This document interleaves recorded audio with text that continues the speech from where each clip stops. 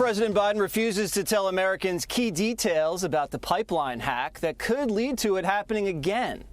And those crippling gas shortages are getting worse. In some places, 80% of stations are completely out. Then there's Biden refusing to say if he knew about Colonial Pipeline reportedly paying ransom to the hackers. And for years, Democrats blamed Russia for literally everything. But Biden now says Putin not involved.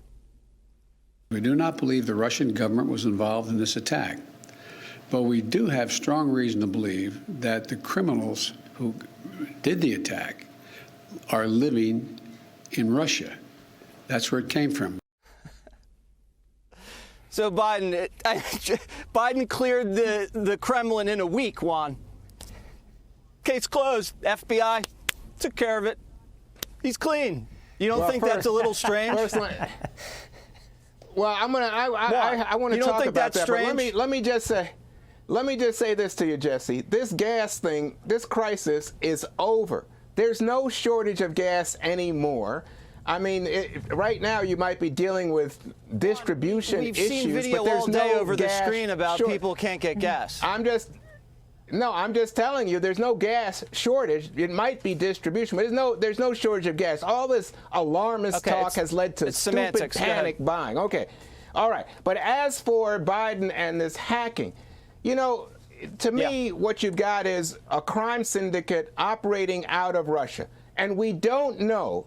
Our intelligence people are unable to ascertain for sure that it was something done by Putin or at Putin's request. So why'd they clear him? I think they didn't clear him. They just say they don't know. They don't know that Putin was responsible at this point. And I think that rather than act in some rash manner, there is no penalty to thinking strategically because, you know, Jesse, we said this yesterday.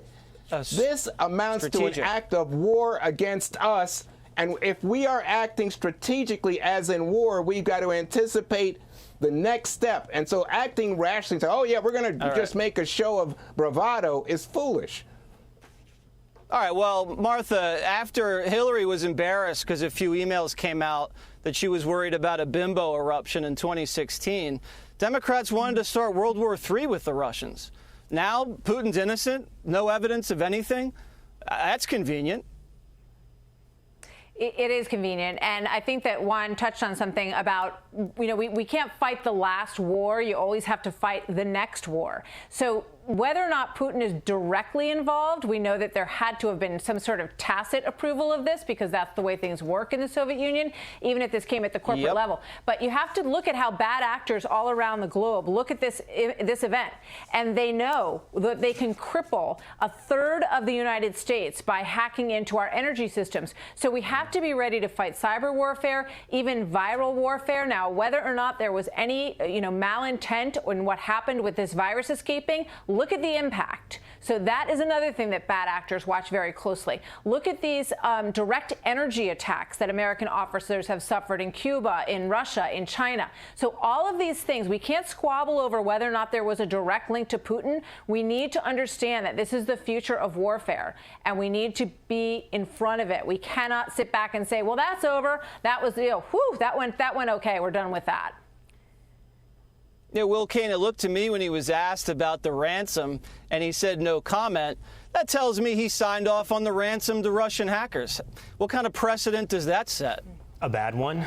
I thought we didn't negotiate with terrorists. We didn't negotiate for hostages. We don't pay ransoms. Why? Because it begs for more of that same kind of attention. I do like your point, Jesse, by the way. Russia has been guilty of every sin under the sun for more than 4 years, but all of a sudden now they're innocent in a couple days' time. Nothing happens in Russia. This type of thing doesn't happen in Russia without at least Putin's knowledge. These hackers are often off-duty state actors. And by the way, I want to indulge the semantic battle for just 1 second. If childcare is infrastructure, if court packing is infrastructure, if systemic racism is infrastructure, if everything is infrastructure, can we submit that our nation's pipelines that need to be protected, that's infrastructure? Maybe we can invest in ensuring no more cyber attacks if we just call it infrastructure, which it is. Kennedy, it was interesting that the FBI, with Trump, it was guilty until proven innocent. But with Putin, he's innocent until proven guilty. Well, and the FBI is still very guilty of many omissions. as they were in some of the reports we saw after the Russian collusion special investigation.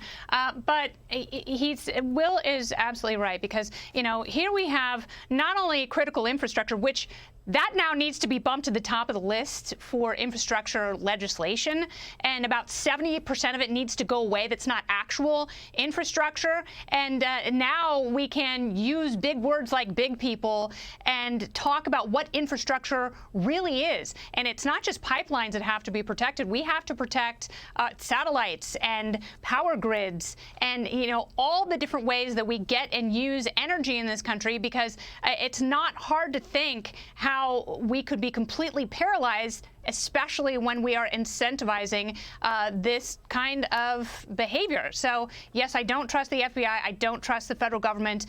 This is why I'm a libertarian, because they have the wrong priorities, and they usually get everything wrong when they try and go big. Well, I think if Putin had hacked the solar grid, Biden would have been pretty angry about that. He's going to hack the sun. Up next.